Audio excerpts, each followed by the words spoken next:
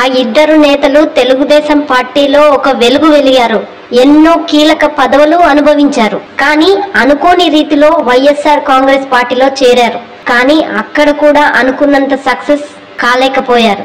కేవలం అప్పటి అధికార వైసీపీ ఒత్తిళ్లకు తలొగ్గి ఆ పార్టీలోకి జంప్ అయిపోయారు. కానీ ఇప్పుడు తిరిగి మాతృ పార్టీ అయిన తెలుగుదేశం పార్టీ వైపు చూస్తున్నట్లు ప్రచారం నడుస్తుంది. పార్టీ అధినేత చంద్రబాబు నుంచి గ్రీన్ సిగ్నల్ లభించకపోవడంతో వారు పొలిటికల్ సర్కిల్లో నిలబడ్డారు. ఇంతకీ ఎవరా నేతలు, ఏంటా కథ అంటే వివరాల్లోకి వెళ్తే ఉమ్మడి ప్రకాశం జిల్లా రాజకీయంగా చైతన్యవంతమైంది. ఈ జిల్లా నుంచి ఎంతో మంది హేమీలు రాష్ట్ర రాజకీయాలను శాసించారు. అందులో ఒకరు కరణం బలరాం కృష్ణ. సుదీర్ఘ కాలం టీడీపీ నుంచి ఎమ్మెల్యేగా పనిచేసిన బలరాం కృష్ణకు మంత్రి పదవి అన్నది దక్కకుండా పోయింది. ప్రకాశం జిల్లా రాజకీయాలను శాసించిన ఈ నేత మంత్రి మాత్రం కాలేకపోయారు. వైఎస్ఆర్ కాంగ్రెస్ పార్టీలో చేరి ఆ పార్టీ నుంచి మంత్రిగా అవుతానని భావించారు. కానీ అది కూడా సాధ్యం కాలేదు. మరో మాజీ మంత్రి సిద్ధా రాఘవరావుది విచిత్ర పరిస్థితి. 2014లో ఎమ్మెల్యేగా గెలిచిన ఆయనను మంత్రివర్గంలోకి తీసుకున్నారు చంద్రబాబు. 2019 ఎన్నికల్లో ఒంగోలు నుంచి ఎంపీగా పోటీ చేయించారు. ఓడిపోవడంతో రాఘవరావు సైతం వైఎస్ఆర్ కాంగ్రెస్ పార్టీలో చేరారు.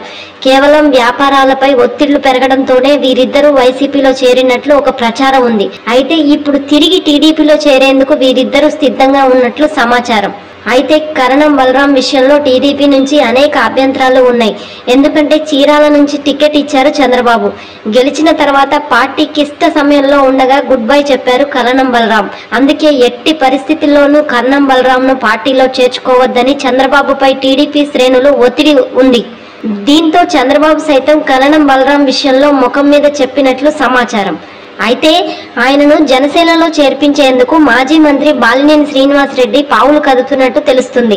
తన కుమారుడు వెంకటేష్ రాజకీయ భవిష్యత్తు కోసం జనసేనలో చేరేందుకు కరణం బలరాం దాదాపు ఒక నిర్ణయానికి వచ్చినట్లు సమాచారం. మరోవైపు సిద్ధా రాఘవరావు విషయంలో మాత్రం టీడీపీలో సానుకూలత వ్యక్తమవుతుంది. ఆయన తప్పనిసరి పరిస్థితిలో వైఎస్ఆర్ కాంగ్రెస్ పార్టీలోకి వెళ్లాల్సి వచ్చింది.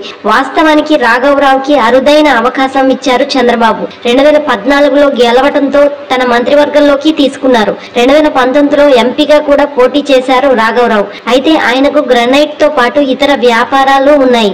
అప్పటి అధికార వైఎస్ఆర్ కాంగ్రెస్ పార్టీ ఒత్తిడి చేసి రాఘవరావుని పార్టీలో చేర్చుకుందని, తీరా చేర్చుకున్నాక పట్టించుకోవడం మానేసింది అన్న సానుభూతి ఆయన పైన ఉంది. అందుకే రాఘవరావు విషయంలో చంద్రబాబు సైతం గ్రీన్ సిగ్నల్ ఇచ్చినట్లు తెలుస్తుంది. త్వరలో ఆయన టీడీపీ పార్టీలో చేరడం ఖాయమన్న ప్రచారము సాగుతుంది. మరి ఇందులో ఎంత వాస్తవం ఉందో వేచి చూద్దాం. హాయ్ ఫ్రెండ్స్, మా ఫ్యూచర్ టుడే ఛానల్ చూస్తున్నందుకు చాలా థ్యాంక్స్. మరిన్ని లేటెస్ట్ వీడియోస్ కోసం వెంటనే సబ్స్క్రైబ్ చేయండి. అలాగే ఈ బెల్ ని కూడా రింగ్ చేసేయండి. మా లేటెస్ట్ వీడియోస్ నోటిఫికేషన్స్ అన్నీ మీ మొబైల్లో వస్తాయి. మా వీడియోస్ మీకు నచ్చితే లైక్ చేయండి, షేర్ చేయండి, నచ్చకపోతే కామెంట్ చేయండి.